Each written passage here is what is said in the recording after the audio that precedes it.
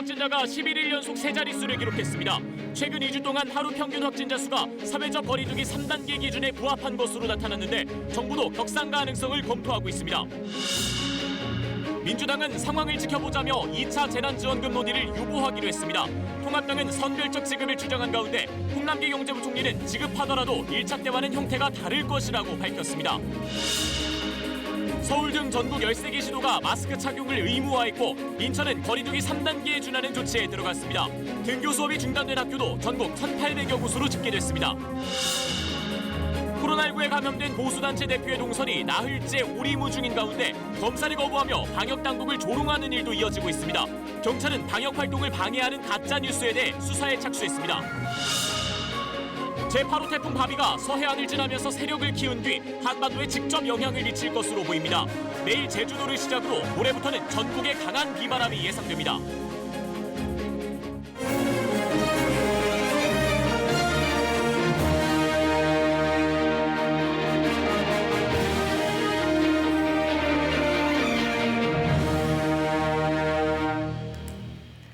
안녕하십니까. 사회적 거리두기를 3단계로 올려야 하나 고민이 깊습니다.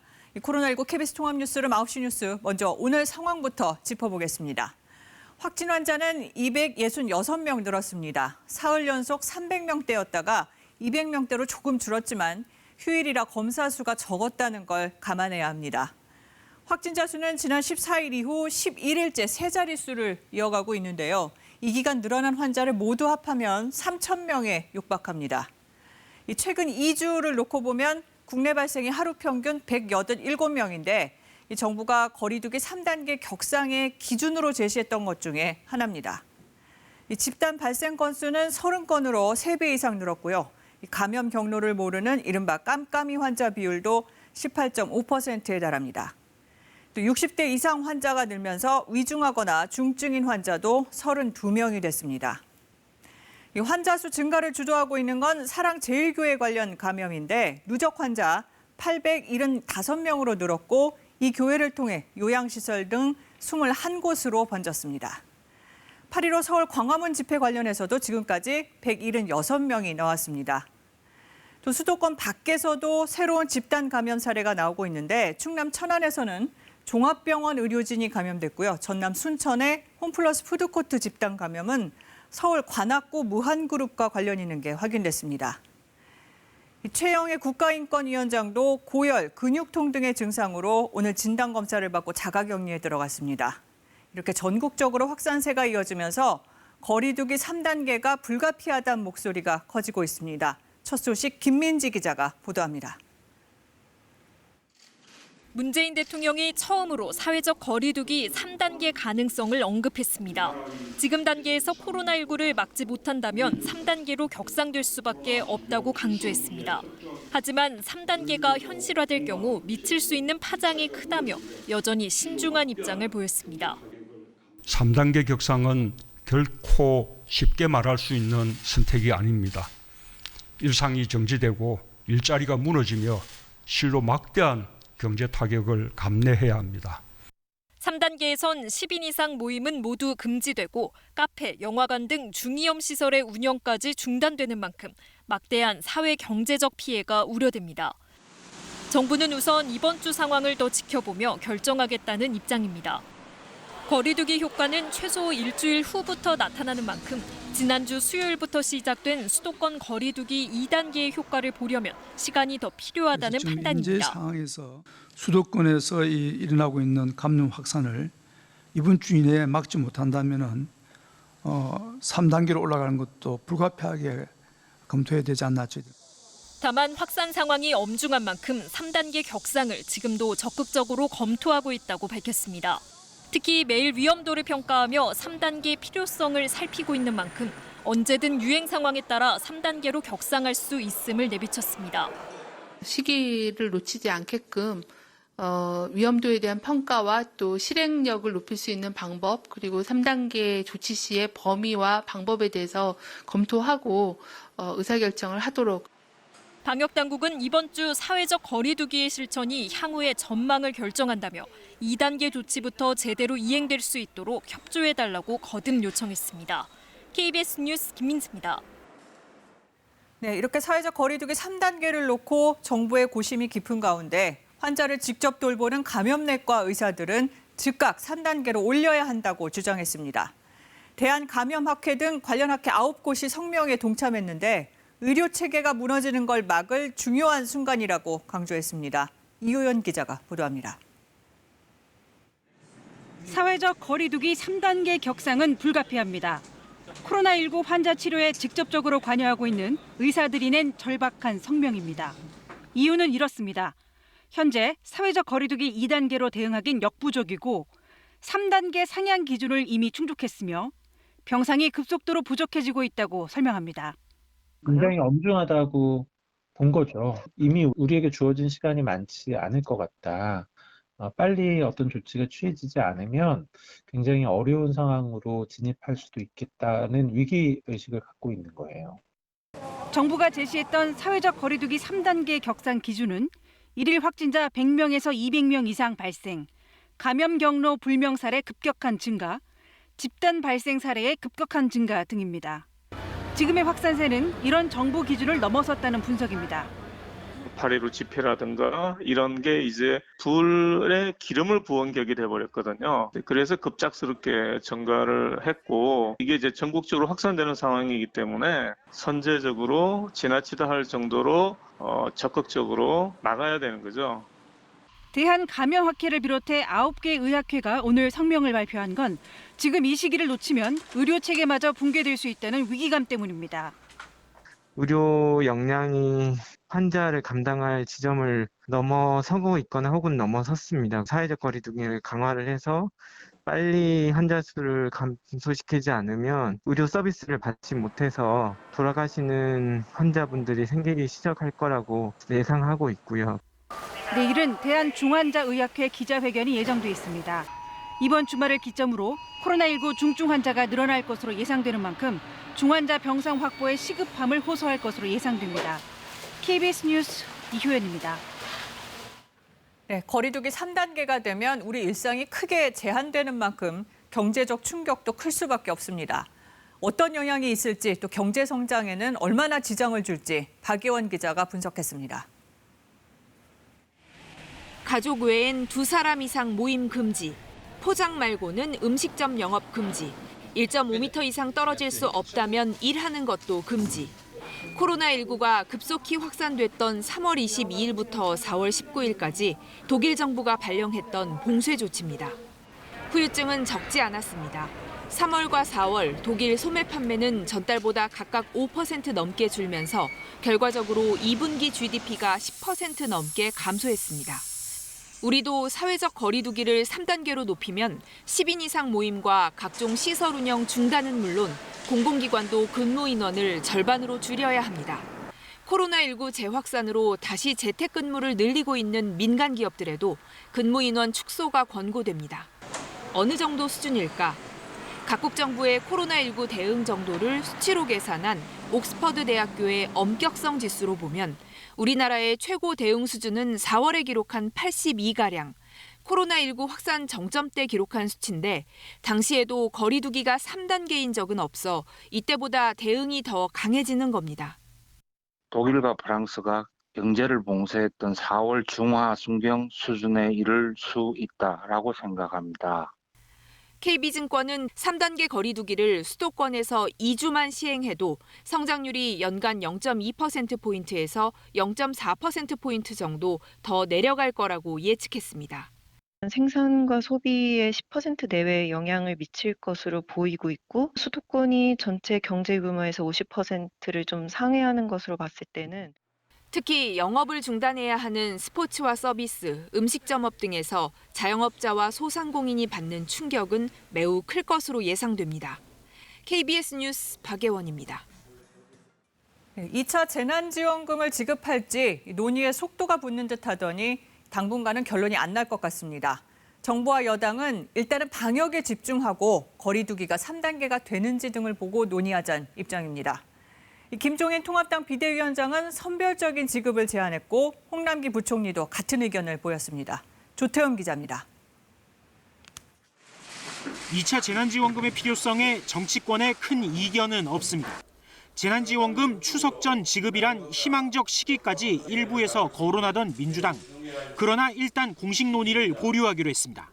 코로나 위기 양상을 지켜보고 대응하자는 차원입니다. 거리 두기가 3단계로 올라가면 재난지원금 이상의 강력한 대책이 필요할 수 있기 때문입니다. 1단계로 축소된다면 할 경우의 수와 또 3단계로 갈 경우의 수는 아주 많이 달라질 거라고 봅니다. 그래서 그런 논의가 지금 되는 것이 적절한 것이 아니다. 재정당국도 아직은 지켜보자는 입장입니다. 가장 큰 우려는 국가 재정 상황. 1차 지원금 땐 14조 3천억 가운데 3조 원가량만 나라빚을 내고 나머진 예산 조정으로 메웠는데 이번엔 전액 빚이란 겁니다. 만약 지급하더라도 1차 때와는 형태가 다를 것이라고 했습니다. 전 국민이 아닌 취약계층 등을 대상으로 한 선별적 지급을 언급했습니다. 앞으로 이런 비슷한 재난지원을 주게 된다면은 제가 보건된 100% 국채 발행에 의해서 의존할 수밖에 없는 상황입니다. 미래통합당도 4차 추경을 촉구하며 2차 재난지원금의 선별 지급을 제안하고 있습니다. 코로나 위기로 인한 양극화 해소를 위해서라도 지급을 서두르자는 입장입니다. 긴급 재난지원금을 갖다가 논의하는 데 있어서도 이 양극화 문제를 염두에 두고서 어디에 가장 집중적으로 지원을 해야지. 거리두기 3단계 격상 여부에 따라 재난지원금 지급의 시기와 대상 등이 구체적으로 논의될 것으로 예상됩니다. KBS 뉴스 조태현입니다. 네, 그럼 지역별 상황 살펴보겠습니다. 서울에선 어제도 100명 가까이 확진자가 나왔습니다. 오늘부터 실내외 어디서든 의무적으로 마스크를 써야 합니다. 또 지난 광복절 광화문이 아닌 다른 집회 참석자들도 모두 진단검사를 받아야 합니다. 송구만 기자가 보도합니다. 확진자 수가 가장 많은 서울에서의 마스크 착용 의무화 첫날. 마스크를 벗거나 턱에 걸친 이른바 턱스크도 곳곳에서 눈에 띕니다. 거리두기 요청이 무색하게 흡연자들은 한데 몰려 있습니다. 돌아다닐 때는 이런데 마스크 쓰고 가끔 씻는 방법을 알려주면. 식사 등 불가피한 경우를 제외하고 마스크를 착용하지 않으면 10만 원 이하의 과태료를 내야 합니다. 확진자가 발생할 경우 방역 비용도 청구될 수 있습니다. 10월 12일까지는 계도 기간인데 서울을 방문하는 다른 지역 주민들도 마찬가지입니다. 식당과 영화관 등에서도 방역 수칙을 반드시 지켜야 합니다. 어플로 이용해서 자리 확인하고 사람이 많이 없는 거 확인하고 이제 영화를 보러 왔고 너무 보고 싶은 영화만 이제 두 번째로 이번 연도에는 보러 오늘 왔어요. 오늘부터는 방역수칙 위반이 단 한 번만 적발돼도 2주간 영업을 중단해야 하기 때문입니다. 영화관을 포함해 학원이나 식당, 종교시설 등 다중이용시설 12곳이 대상입니다. 지난 일주일 동안 서울의 하루 평균 확진자는 130명. 특히 어제 신규 확진자 97명 가운데 3분의 1은 감염 경로를 모르는 이른바 깜깜이 환자여서 동선 추적도 힘든 상태입니다. 이에 따라 서울시는 역학조사지원반 82명을 25개 자치구에 3명씩 배치했습니다. 또 지난 광복절 당일 광화문이 아닌 다른 곳에서 열린 민주노총 집회 참가자 중에서도 한 명이 확진 판정을 받자 서울시는 이날 집회를 신고한 33개 단체 참가자 모두 진단검사를 받으라고 요청했습니다. 신상 공개를 원치 않을 경우 휴대전화 번호만 적으면 검사를 무료로 받을 수 있습니다. 이와 함께 버스 운전기사 3명이 확진돼 어제 운행이 중단됐던 일부 노선은 하룻밤 만에 정상화됐습니다. KBS 뉴스 송금환입니다. 인천시는 집단 감염이 번지면서 오늘부터 사실상 거리두기 3단계 수준의 강도 높은 대책을 시행했습니다. 내일부터는 시청을 비롯해 산하 공공기관 직원들도 3분의 1씩 재택근무에 들어갑니다. 박효인 기자입니다. 코로나19 확진자가 30명을 넘은 인천의 한 교회입니다. 교회가 폐쇄되고 방역은 마쳤지만 같은 건물의 식당까지 휴업했습니다. 오늘부터 안 받습니다. 손님 안 받습니다. 당분간에 한 달 간대.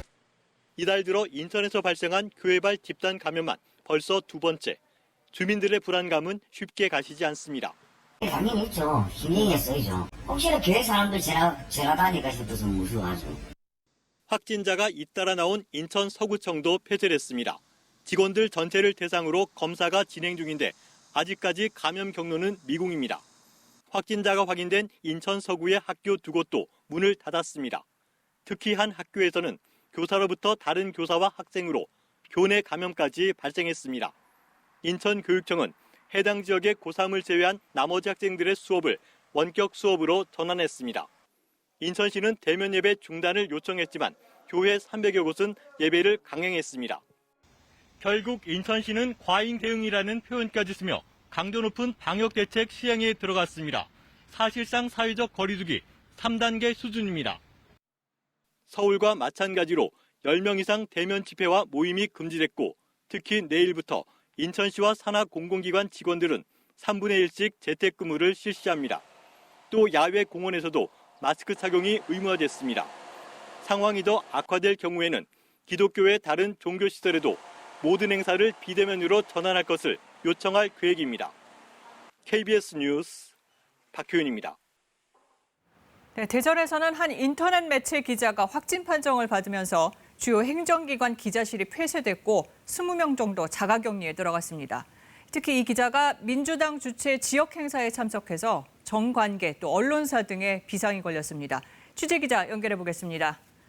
박지은 기자, 이 인터넷 매체 기자 어디를 다닌 겁니까? 네, 확진 판정을 받은 60대 여성 인터넷 매체 기자는 대전 충남 지역의 주요 기관을 출입했습니다. 이에 따라 대전시청과 세종시청 등 지역 기자실이 줄줄이 폐쇄됐습니다. 인터넷 매체 기자는 지난 18일부터 대전시와 대전시 의회, 대전교육청과 세종시청, 민주당 행사장 등을 출입한 것으로 알려졌습니다. 지난 16일 처음 증상이 나타났고 어제 검사를 받은 뒤 확진됐습니다. 특히 이 기자는 지난 18일 더불어민주당 대전시당 상무위원회에 참석했는데요. 오늘 민주당 소속 대전 지역 국회의원 6명과 대전시장, 5개 구청장과 세종시장, 그리고 각 언론사 기자들이 급히 진단검사를 받았습니다. 일단 단체장들은 모두 음성으로 나왔고요. 국회의원들도 검사 결과를 기다리고 있습니다. 기자실에 함께 출입한 KBS 기자 1명도 오늘 오후 진단검사를 받았고 판정 결과를 기다리고 있습니다. 네, 그리고 대전 대덕특구에서도 처음으로 확진자가 나왔다고요?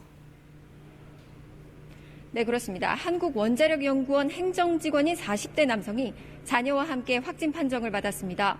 이 남성의 부인이 먼저 해외 입국자로 확진됐고 이어 가족이 감염된 것입니다. 또 한국연구재단에서도 30대 남성 직원이 확진됐습니다. 충남에서는 순천향대 천안병원에서 간호사 6명과 그 가족 1명이 또 추가로 확진됐습니다. 순천향대 천안병원은 오늘 하루 외래 진료를 전면 중단했습니다. 밀접 접촉한 의료진 등 1,100여 명에 대한 검사를 했는데 확진자 외에는 음성 판정됐고 나머지 직원과 환자 가족 등 200여 명은 검사가 진행 중입니다. 지금까지 대전에서 KBS 뉴스 박지은입니다. 네, 광주 전남 상황입니다. 소규모 집단 감염이 계속되고 있는데요. 지난 나흘 동안 확진자 16명 나온 순천시는 방역을 위해 일주일 동안 관광지 문을 닫기로 했습니다. 광주광역시청 취재기자 연결해 보겠습니다. 손준수 기자, 확진자들의 감염 경로는 밝혀졌습니까? 네, 광주에서 오늘 확진 판정을 받은 3명 모두 아직까지 감염 경로를 확인할 수 없는 이른바 깜깜이 확진자들입니다. 광주는 유흥업소발 지역 감염 확산이 시작된 지난 12일 이후로 13일 동안 67명의 확진자가 나왔는데요. 이 가운데 어디서 어떻게 감염됐는지 모르는 확진자가 9명입니다. 광주시는 오늘 유흥업소 방문자와 광화문 집회에 참석한 이 지역 거주자들에게 반드시 진단검사를 받으라고 행정명령을 다시 내렸습니다.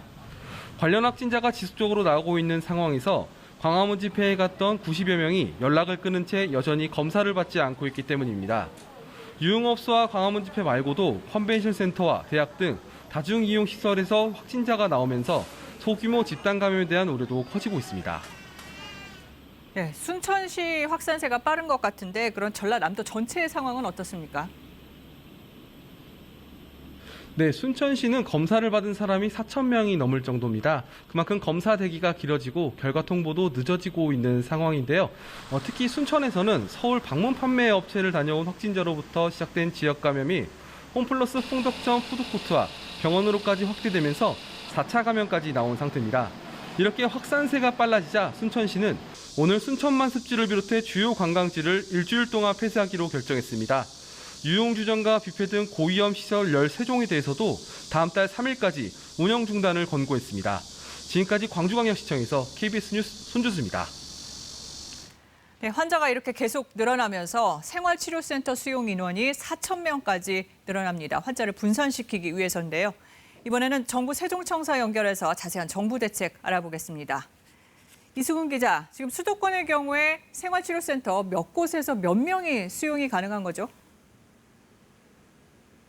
네, 현재 모두 6곳이 운영이 되고 있는데 여기에는 1,400명 정도가 들어갈 수 있습니다.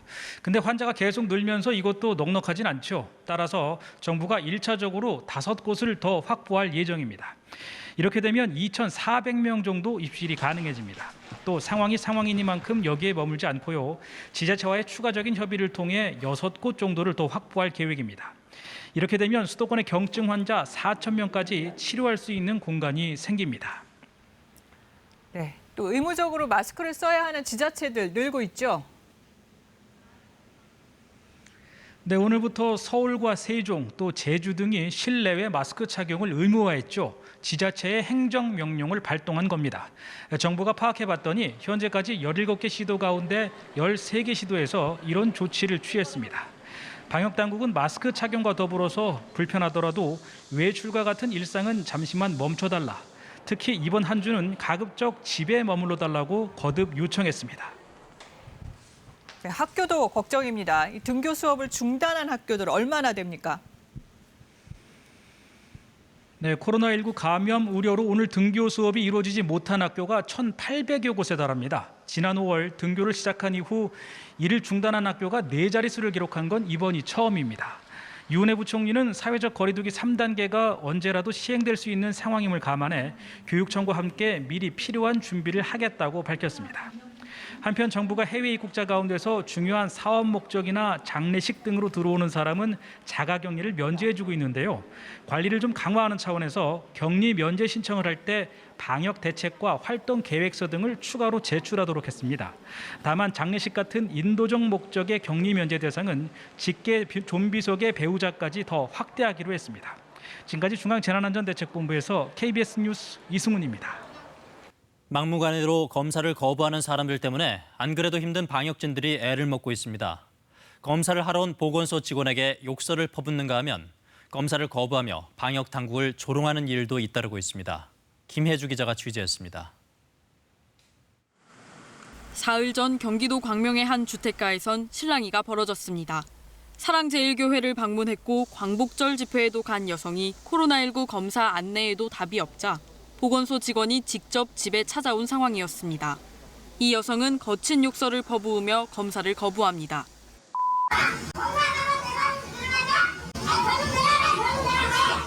일부 유튜브에서 떠도는 음모론도 내세웁니다.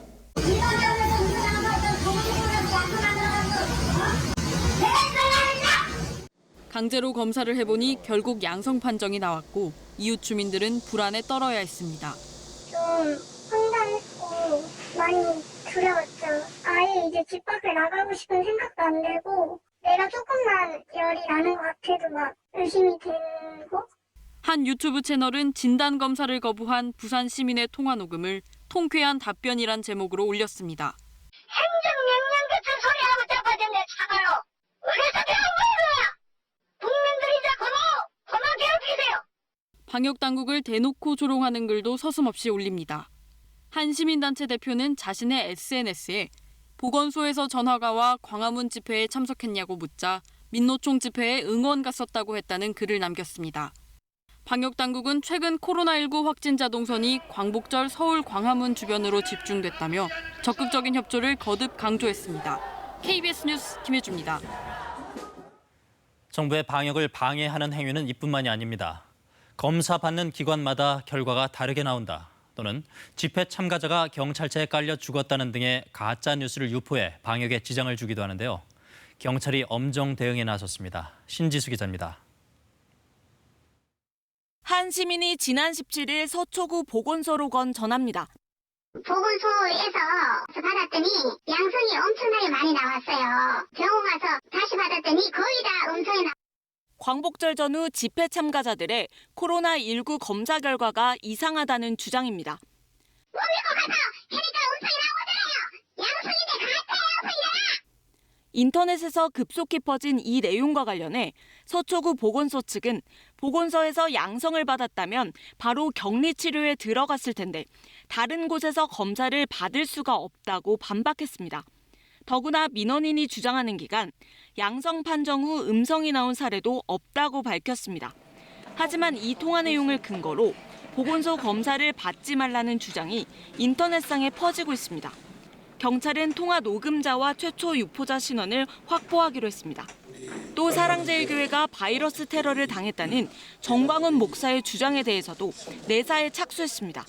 전 씨에 대해서는 사랑제일교회 압수수색에서 확보한 휴대전화 등을 토대로 감염병 예방법 위반 혐의 등에 대해 수사를 진행 중입니다. 경찰은 또 광복절 집회 당시 시위 참가자가 경찰 버스에 깔려 사망했다는 허위 사실에 대해서도 수사 중이라고 밝혔습니다. 경찰이 차량을 뒤로 밀어서 소지를 해서 낙사상하는. 경찰은 허위 사실을 생산하거나 유포하는 행위가 방역 업무를 방해한다고 판단되면 감염병 예방법을 적용해 엄정하게 처벌하겠다고 밝혔습니다. 한편 검찰은 지금까지 코로나19 방역 방해와 관련해 모두 338건을 재판에 넘겼다고 밝혔습니다. 역학조사 거부와 격리조치 위반 등 감염병 예방법 위반이 300건이었고 허위사실 유포와 명예훼손, 공무집행방해 등 형법 위반이 38건이었습니다. KBS 뉴스 신지수입니다. 이처럼 정부가 방역 방해에 대해 처벌을 시도하고 있지만 처벌 수위가 낮거나 관련 규정이 미비한 실정입니다. 민주당 중심으로 관련법을 정비해 처벌 근거와 수위를 강화하자는 법안들이 잇따라 발의되고 있는데 통합당은 유보적인 입장입니다. 김비치라 기자가 보도합니다. 정부와 여당은 방역 방해와 가짜뉴스 유포 등을 반사회적 범죄로 규정하고 있습니다. 지금까지 국회에 발의된 이른바 감염병 확산 처벌법은 10건, 모두 더불어민주당 의원들이 낸 법안들입니다. 이 중 7건이 방역을 방해하면 강력히 처벌하는 내용을 공통으로 담고 있습니다. 현재는 격리 지침을 위반해도 1년 이하의 징역이고 감염 확산 행위에 대해선 처벌 규정이 별도로 없습니다. 법안들은 정부 역학조사를 위력으로 방해하거나 다수 이용시설이나 교통으로 고의로 전파할 경우처럼 구체적인 처벌 대상을 명시하고 위반하면 최대 징역 3년에서 5년, 긴급 체포도 가능하게 했습니다. 두 번째로는 감염병 상황에서의 법원의 집회 허가에 대한 보완 조치입니다. 집회 참가자 정보 요청에 불응하면 처벌하고 집회를 허가할 땐 반드시 질병관리기관의 의견을 듣도록 하는 내용을 담았습니다. 집회와 시위 자유에 저촉된다는 논란이 예상되는데 감염병 상황에선 공익이 우선한다는 주장입니다. 설령 집회를 허용한다 하더라도 감염병 전문가들의 의견을 충분히 청취하도록 함으로써 제대로 된 집회나 시위가 금지되거나 허용할 수 있도록 하자, 이런 취지에서. 여기에 국가나 지자체의 단순 구상권을 넘어 징벌적 손해배상까지 청구하는 법안도 추진 중입니다.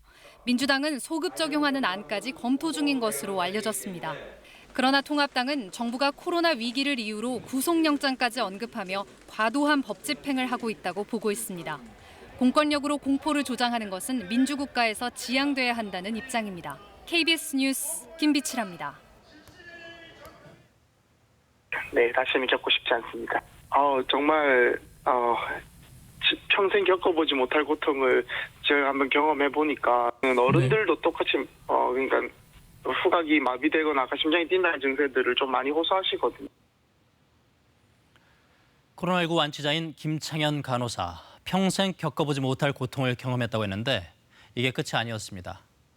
개인차는 있지만 완치 판정 이후에도 여전히 고통스럽다는 경험담이 줄을 잇고 있는데요. 영국에선 완치자 10명 가운데 7명이 완치 판정 석 달 뒤에도 호흡곤란과 극심한 피로, 근육통 등의 증상을 겪었습니다. 머리가 멍하고 기억력이 떨어지고 또 이명이 생기거나 미각과 후각이 둔해지는 증상 등이 대표적인 코로나19 후유증입니다. 미국의 과학 전문지 사이언스도 후유증이 생각보다 오래가고 또 다양하다고 전했습니다. 또한 두려운 것은 혼자만 아프고 그만인 게 아니라 공동체 일상을 멈춰 세우고 가족과 이웃 모두를 위험하게 만든다는 사실 아닐까요? 네, 8호 태풍 바비가 일본 오키나와 북서쪽 해상까지 올라왔습니다. 모레 오후 제주 부근을 지날 걸로 보이는데 지난해 태풍 링링보다 더 강한 바람이 예보됐습니다. 신방실 기상 전문 기자가 보도합니다.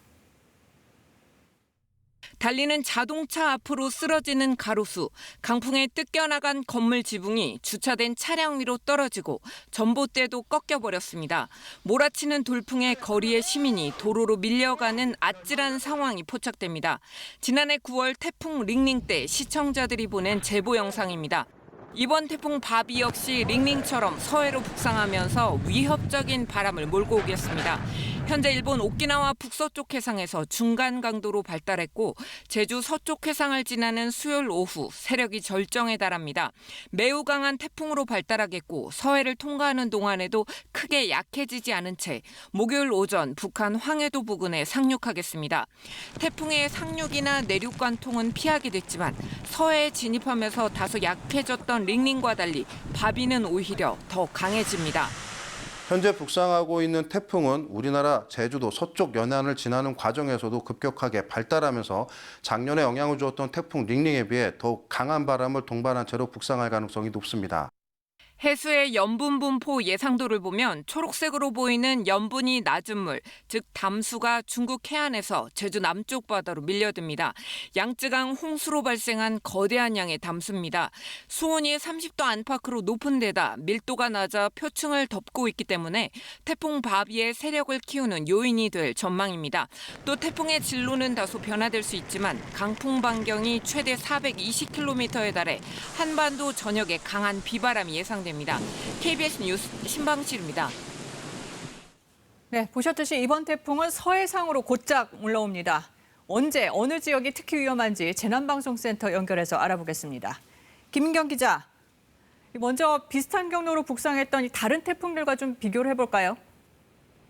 네, 이번 태풍 바비는 전반적으로 지난해 9월 태풍 링링, 또 2012년 태풍 볼라벤과 진로가 유사합니다. 기상청의 태풍 예측 경로가 유동적이긴 하지만 최신의 예측 경로로 비교해보면 링링보다는 동쪽이고요. 볼라벤보다는 겹쳐 보일 정도로 비슷합니다. 태안반도 서쪽을 기준으로 했을 때 링링보다는 약 30km 동쪽이고요. 볼라벤의 경로와는 채 1km도 차이 나지 않을 걸로 현재로선 예측되고 있습니다. 이 진로가 유사한 두 태풍의 위력으로 바비의 위력을 가늠해 볼 수 있는데요. 지난해 링링이 통과할 무렵의 흑산도에는 초속 54.4m의 강풍이 몰아쳤고 서해안과 제주 지역으로는 초속 40m 안팎의 강풍을 기록했습니다. 볼라벤 역시 마찬가지입니다. 당시에 광주 무등봉 지점으로는 초속 59.5m의 기록적인 강풍이 몰아쳤습니다. 이 두 태풍 모두 서쪽 지역으로 강한 비바람이 집중된 경향을 보여주고 있습니다. 문제는 바비는 서해상으로 진입할 때까지 매우 강한 세력을 유지하기 때문에 흐트러짐 없이 곧장 올라온다는 겁니다. 앞서 두 태풍의 위력을 뛰어넘는 강풍이 예고되고 있는 이유이기도 합니다. 네, 태풍이 북상할 때까지 아직 좀 시간이 있는데 그럼 미리 주의해야 할 지역 알려주시죠. 네, 현재로서는 비바람이 집중되는 곳 서쪽 지역입니다. 특히 제주와 서쪽 해안 지역으로는 초속 40에서 60m의 강풍이 예보가 됐는데 이 정도면 철탑이 무너지고 달리는 차도 넘어뜨릴 수 있는 위력입니다. 서울 등 서쪽 지역과 남해안으로도 초속 35m 이상 강풍이 예상되고 있습니다. 동쪽 지역에서는 강도가 다소 약해지겠지만 초속 15m 안팎의 바람이 불 걸로 보입니다. 강한 비는 제주와 호남에 집중됩니다. 제주 산지에는 최고 500mm 이상, 제주와 호남 지역을 최고 300, 서울 등 전국 대부분 지방에는 최고 100mm의 비가 예보되고 있습니다. 지역별로 시점을 나눠서 구체적으로 살펴보면 제주는 내일 밤부터 수요일 사이에 강한 비바람이 집중됩니다. 특히 태풍이 서해상으로 진입하는 수요일부터가 이번 태풍의 최대 고비입니다. 호남은 수요일 낮부터, 영남은 수요일 오후부터, 충청지방은 수요일 밤부터 태풍이 북상하면서 순차적으로 비바람이 거세지겠습니다. 또 태풍이 서울과 가장 근접해 통과하는 목요일에는 서울, 경기와 강원 지역도 강한 비바람이 예상되고 있습니다. 피해 없도록 사전에 철저한 대비가 필요합니다. 지금까지 재난방송센터에서 KBS 뉴스 김민경입니다. 다음 소식입니다. 전공의들에서 시작된 의사들의 순차 파업, 오늘은 전임의로 이어졌습니다. 정세균 국무총리와 의사협회가 어렵게 만났지만 기대했던 것만큼 견해차를 좁히진 못했습니다. 의사협회는 모레 예정대로 총파업에 들어간다고 밝혔습니다. 김민혁 기자입니다. 인턴과 레지던트 4년차로부터 시작된 전공의들의 순차 파업. 어제부터 모든 연차에 전공의들이 합류했습니다. 저희는 80% 이상 정도 생각합니다. 전임의들까지 만약에 나간다고 하면 상당히. 오늘부터는 임상 강사나 펠로로 불리는 전임의들도 파업 대열에 합류했는데 의료 인력 부족으로 대형 병원 곳곳에서 수술 취소도 잇따랐습니다. 서울 지역 대형 병원 빅4 가운데 한 곳인 삼성서울병원은 오늘 연기된 수술 건수만 10건, 내일은 40건, 모레는 65건의 수술이 연기될 것으로 집계됐습니다. 이처럼 의대 정원 확대를 두고 정부와 의사 간 입장차가 좁혀지지 않는 가운데 정세균 국무총리까지 나섰습니다. 어젯밤엔 긴급하게 전공의 대표들을 만난 데 이어 오늘은 의사협회와 자리를 만들었습니다. 이런 상황에서 의사협회가 집단 휴진을 강행한다면 환자들은 두려워하시고 국민들은 불안해하실 것입니다. 1시간 넘게 진행된 회담에서 양측은 허심탄회하게 대화를 주고받았다고 했지만 입장차를 좁히지는 못했습니다. 다만 코로나19 위기 상황 극복과 서로 대화의 필요성에 공감했다며 진료 현장 정상화를 목표로 정부와 의협이 합의안을 만들기 위한 실무협의에 착수하기로 했습니다. 의협은 2차 의사총파업 계획엔 변화가 없다고 확인했습니다. 예정이 되어 있는 이런 단체 행동에 대해서는 지금 계속해서 계획대로 준비를 해나가는 상황이고요. 전공의들과의 만남에선 일부 진전도 있었습니다. 전공의들은 정부와 진정성 있는 대화를 시작하고 현 시국을 고려해 코로나19 진료엔 적극 참여하기로 했습니다. 하지만 응급실이나 중환자실 업무 복귀는 없다고 선을 그어 진료 차질이 우려됩니다. 한편 문재인 대통령은 국민의 생명을 담보로 하는 집단 행동은 지지받을 수 없다며 위법한 집단적 실력 행사에는 단호하게 대응할 것이라고 밝혔습니다. KBS 뉴스 김민혁입니다. 부산 감천항에서는 러시아 선원 2명이 무단으로 항만을 빠져나갔다가 붙잡혔습니다. 이 선박의 격리가 풀리긴 했지만 이 선원들은 상륙 허가도 또 특별 검역도 받지 않았습니다. 최지영 기자가 보도합니다. 지난달 16일 부산항에 들어온 러시아 선박입니다. 승선 검역 결과 선원 2명이 코로나19 양성 판정을 받았습니다. 선원 60여 명을 전수검사한 뒤 2주 선내 격리를 거쳐 지난달 30일 격리 조치를 해제했습니다. 이 배에서 러시아 선원 2명이 멋대로 항만을 빠져나갔습니다. 부산 출입국 외국인청이 내주는 상륙 허가를 받지 않았고 특별 검역도 통과하지 않았습니다. 상륙을 할 때는 이 특별 검역 절차를 밟아야 되는데 밟지 않고 나갔다고 하는 것에 대해서는 저희들이 처분을 해야 되겠죠. 감천항의 해당 구역은 조선소 사설 경비업체가 보안을 맡는데 마음만 먹으면 이렇게 드나들 수 있었습니다. 이쪽 통제선 바깥으로 나가면 안 되니까 안에서 대기를 해라. 그렇게 했는데도 이제 불구하고 좀 이제 등치도 크고 이제 담배 핀다고 이제 바깥에서 뭐 좀 저기를 했나 봐요. 도주한 선원들은 상륙 허가를 잘 내주지 않는 것에 불만을 품고 지인이 준비한 차를 타고 러시아 영사관으로 간 것으로 확인됐습니다. 부산 출입국 외국인청은 러시아 선원 2명과 무단 이탈을 도운 러시아 지인을 붙잡아 조사하고 있습니다. KBS 뉴스 최지영입니다. 미국 식품의약국이 코로나19에 걸렸다 회복한 환자의 혈장을 추출해서 중증 환자에게 주입하는 이 혈장 치료를 긴급 승인했습니다. 미 언론들은 공화당 전당대회를 하루 앞두고 트럼프 대통령이 정치적 승부수를 띄웠다고 분석했습니다. 워싱턴 서지영 특파원입니다. 공화당 전당대회를 하루 앞두고 긴급 브리핑을 연 트럼프 대통령. 미 식품의약국이 코로나19 혈장 치료를 긴급 승인했다는 소식을 직접 전했습니다.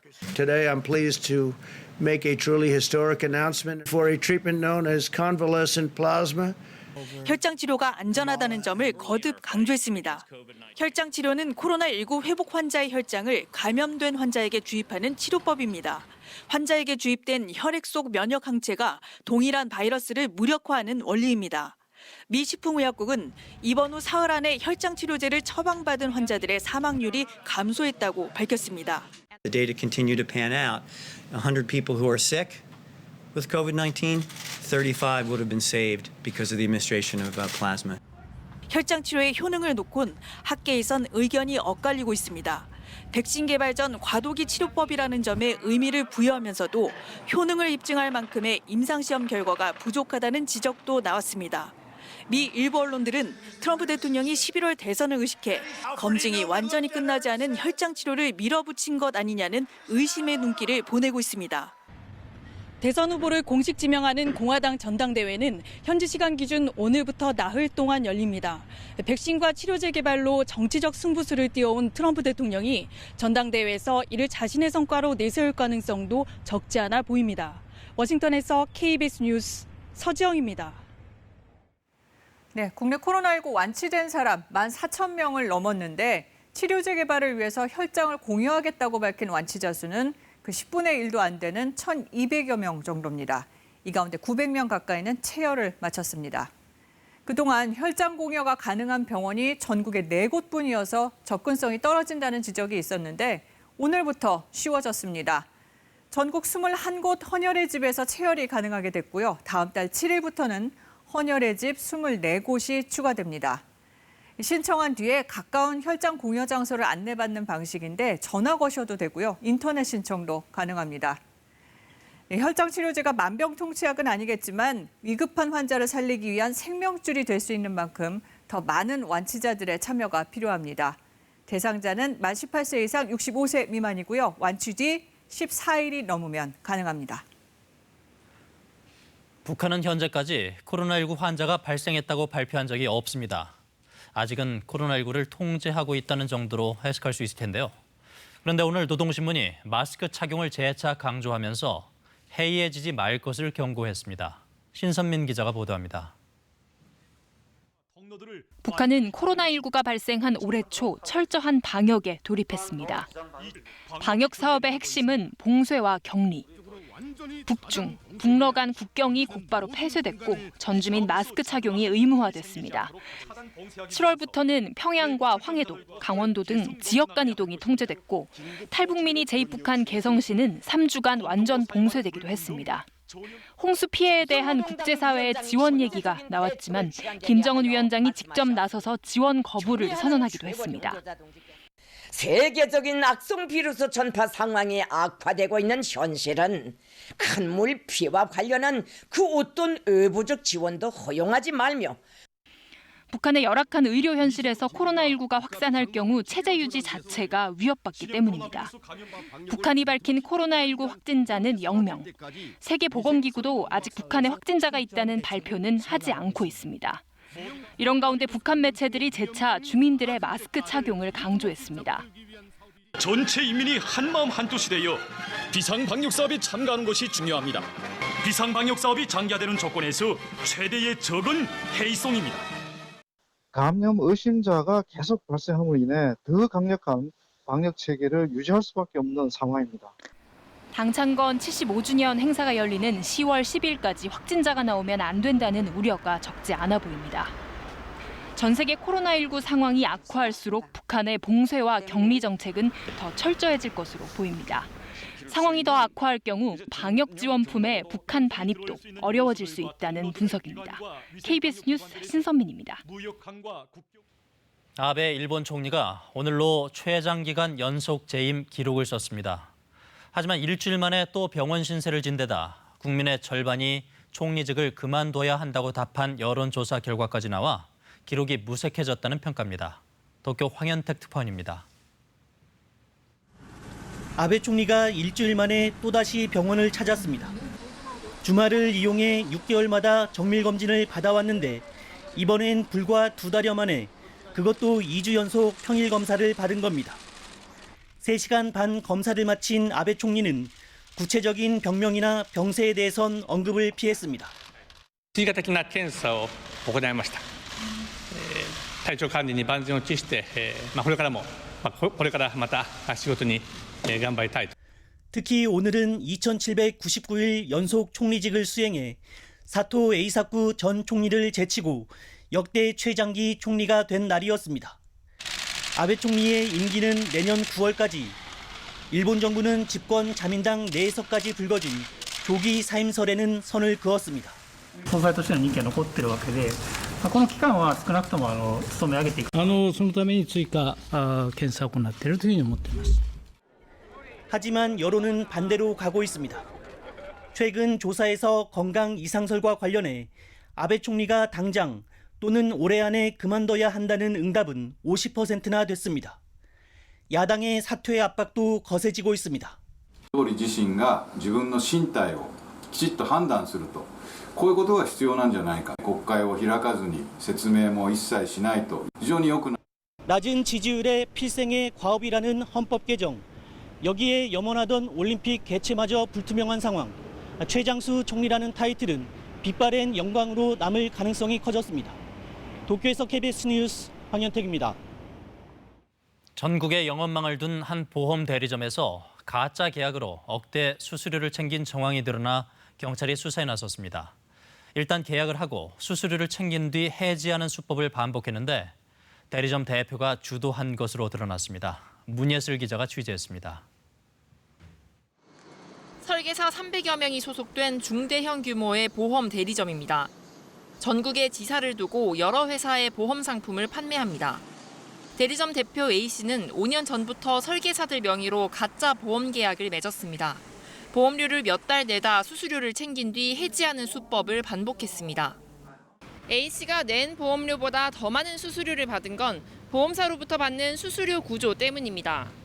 통상 대리점은 보험 한 건당 보험회사로부터 가입자가 내는 한 달 보험료의 최대 17배 금액을 수수료로 받습니다.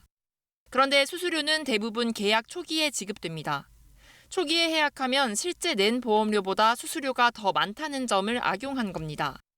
경찰은 A씨가 설계사들을 동원해 가짜 계약을 지시하고 자신이 직접 보험료를 대납한 것으로 보고 있습니다. 이런 식으로 A씨는 최근 5년간 30여 건의 가짜 계약을 맺어 모두 3억 8천여만 원을 챙겼다고 경찰은 밝혔습니다. 이에 대해 A씨는 애초 보험사에서 악용 가능성을 알고도 수수료 구조를 이렇게 만든 게 문제라며 다른 대리점과 경쟁하기 위해선 어쩔 수 없었다고 해명했습니다. 이런 행위는 일반 보험 가입자에게도 피해를 줄 수 있습니다.